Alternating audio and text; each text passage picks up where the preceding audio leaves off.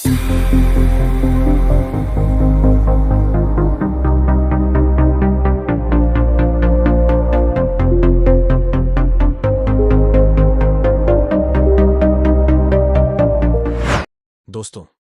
आज हम बात करने वाले हैं महाराष्ट्र के तीसरे सबसे बड़े शहर यानी कि नागपुर के बारे में, जिसे टाइगर कैपिटल ऑफ इंडिया और ऑरेंज सिटी ऑफ इंडिया के नाम से भी जाना जाता है।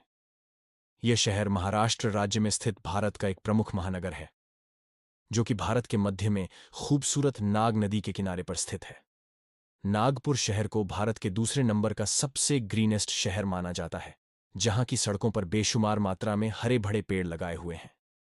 हाल ही में नागपुर शहर को इंदौर के बाद दूसरा सबसे स्वच्छ शहर होने का खिताब मिला हुआ है।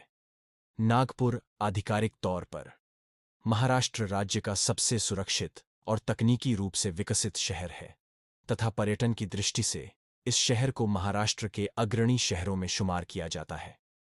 यहां पर बने अनेक मंदिर, ऐतिहासिक इमारतें यहां आने वाले सैलानियों के मन को पूरी तरह से मोह लेते हैं। वैसे तो नागपुर भारत का 13वां और विश्व का 114वां सबसे बड़ा शहर है, जो वर्तमान समय में बहुत ही तेज गति से आगे बढ़ रहा है। वहीं आपको बता दें कि महाराष्ट्र में मुंबई और पुणे के बाद नागपुर तीसरा ऐसा शहर है जहां एडवांस मेट्रो रेल की सुविधाएं मौजूद हैं। यदि सड़क पर दौड़ती ज्यादातर गाड़ियां MH31 नंबर प्लेट की दिख जाए तो समझ जाइए कि आप पूर्वी महाराष्ट्र के शानदार शहर नागपुर में प्रवेश कर चुके हैं। यह पूरा नगर भारी मात्रा में अपने संतरों की खेती के लिए प्रसिद्ध है, इसलिए नागपुर को ऑरेंज सिटी यानी कि संतरों की नगरी भी कहा जाता है।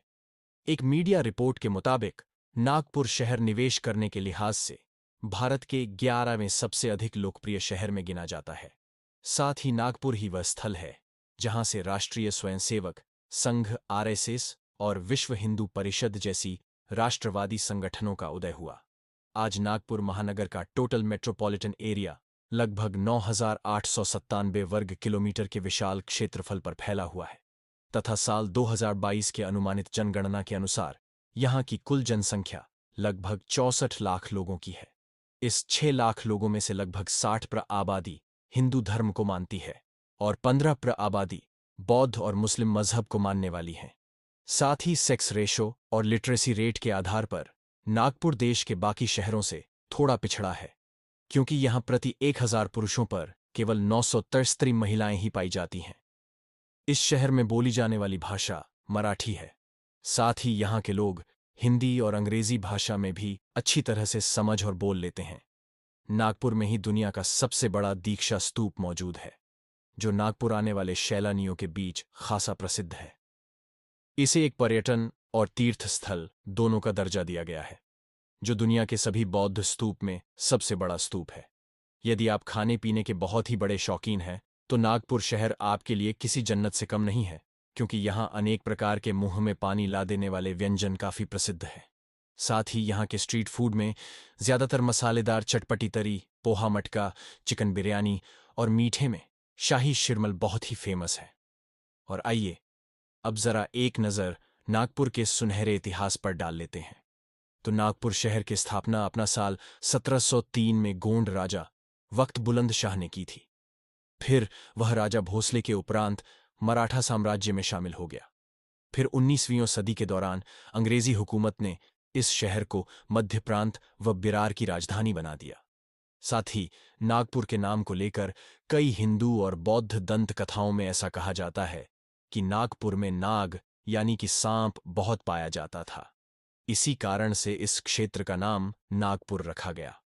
नागपुर मध्य भारत का हेल्थ कैपिटल है और एक एजुकेशन हब के रूप में भी काम करता है तथा यहाँ के ट्रांसपोर्ट इंफ्रास्ट्रक्चर को देखें तो यह शहर सड़क मार्ग, रेल मार्ग और हवाई मार्ग से अच्छी तरह से कनेक्टिविटी रखता है।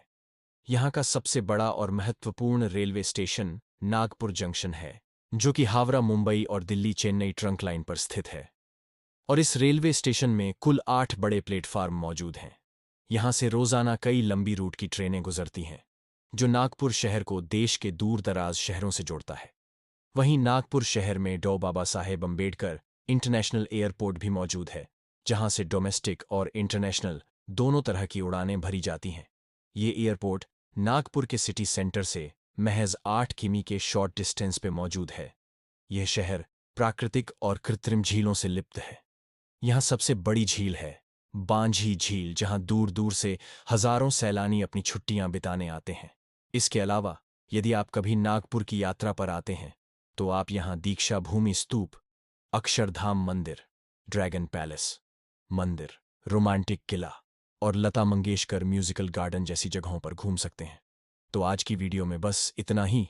इसी तरह की ढेरों और महाराष्ट्र के शहरों की वीडियोस देखने के लिए हमारे चैनल को सब्सक्राइब अवश्य कर लें। धन्यवाद।